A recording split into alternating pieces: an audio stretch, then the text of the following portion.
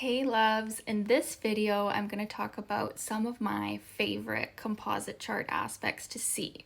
So the composite chart in astrology is different than the synastry chart comparison. It's actually a whole separate chart that is made from the two people's chart. So it's actually a separate entity, and it really shows where the relationship is going, whether it will be long term or not, and the actual energy that comes out between the two people beyond who they are separately. So the relationship as a separate entity, it's very important to look at. So the first one would be a sun-moon conjunction, or a sun-moon trine, or a sun-moon sextile, or even the opposition aspect can be good between the sun and moon in the composite chart. The square can bring a lot of attraction, but it tends to be a more difficult relationship.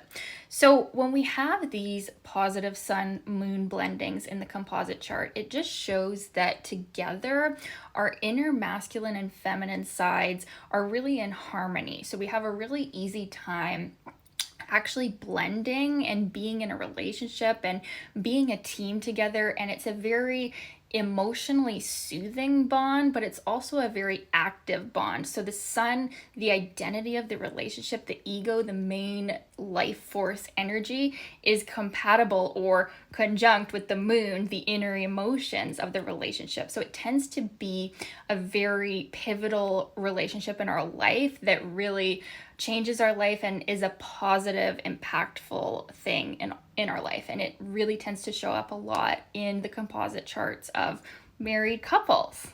So my next favorite aspect would be a positive aspect, so a trine or sextile between the sun and Pluto. The conjunction can be a little bit too intense, but it can work for some people who are heavily Scorpio or Plutonic in nature. So the reason I like the trine and sextile between the sun and Pluto in a composite chart is because it really brings out a transformative quality in the two people, where they actually become this powerful force together when they're in a relationship, where they're able to heal and transform in many ways that they actually aren't capable of without being in the relationship. So the relationship may be difficult, it may be challenging, but it actually ends up working out in a very positive way for both people. They both have a lot of positive transformation and healing from the relationship. My next favorite would be a Venus-Mars conjunction, a Venus-Mars trine or sextile, or even a square or opposition in the composite chart. These tend to bring out a very animalistic, passionate side to the individuals, where the sex life stays hot, it stays romantic, it stays very attractive to the people as time goes on.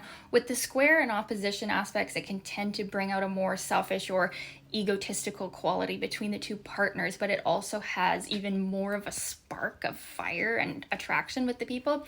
The trine or sextile is really, you just harmoniously flow in love and sex, and it's really easy to be in a relationship. And the conjunction is passion on passion on passion. So I really like to see these in the composite chart, because I know these people are getting it on and they feel really strongly but also harmoniously about the relationship and in the relationship. And they can also be very creative together, and it really brings out a harmonious side of their Venus and Mars, if it's the harmonious aspects, of course. And if it's the more difficult aspects, it brings out even more fire. But depending on the people, they may like that because there's so much passion involved.